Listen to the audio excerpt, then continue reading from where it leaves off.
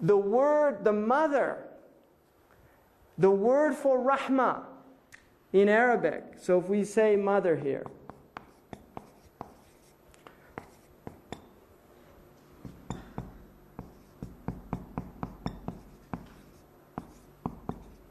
the word in Arabic for mother, for womb, is rahim, which in Hebrew, rahim. They have the same idea. Jews have the same idea. Rahim is the same root word for rahmah, that it is through the womb that rahmah comes into the world. Without the womb, there is no sense of rahmah.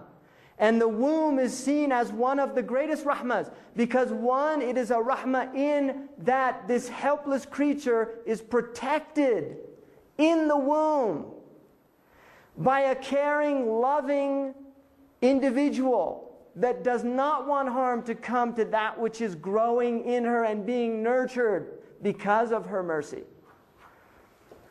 The idea of the mother, the compassion, right? It's the idea of compassion, that the mother is forgiving. The father, it's more difficult. And how many scenarios do we know in the human condition? How many scenarios do we know where the father throws the child out and the mother lets the child in the back door? I mean, this is very common in human conditions, right? The father, I'm not going to have anything to do with that. That's it. But the mother can't. And I know a friend of mine who was Jewish. He became Muslim, and they had a funeral for him after he became his family. And he was still alive, but they'd considered like that he died.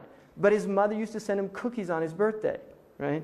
So the idea that the mother, even though this person has done something so severe in our tradition as that we cut him off, the mother doesn't cut them off.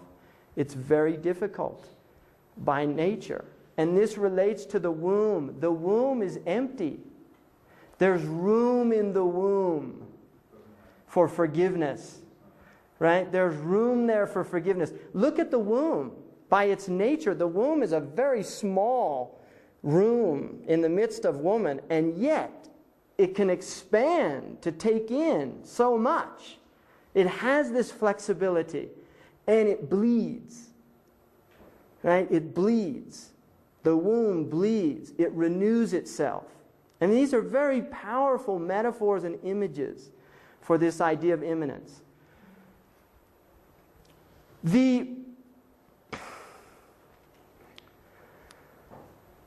If we look in terms of nearness and distance, how this relates to human beings, nearness is related to gratitude. Distance is related to ingratitude.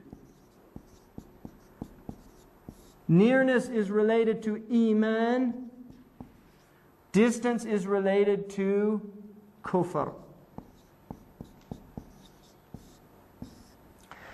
So if a person accepts God and wants and strives to come to know God, that is a drawing near process.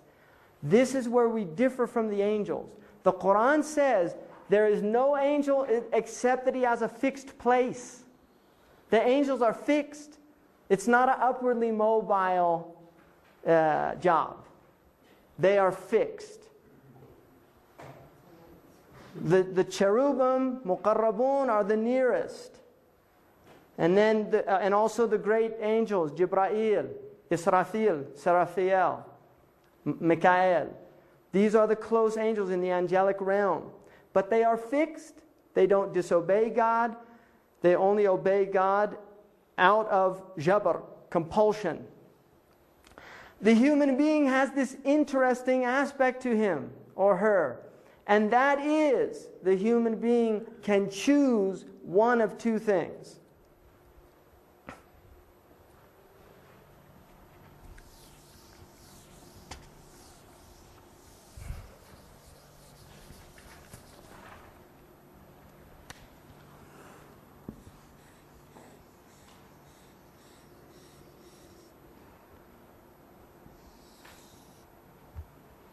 This is where we begin our journey.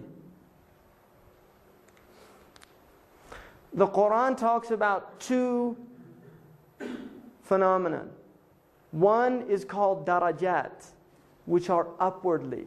Darajat means stairs moving up, Jacob's ladder. Darakat are stairs moving down. Darakat are easy. Darajat are hard.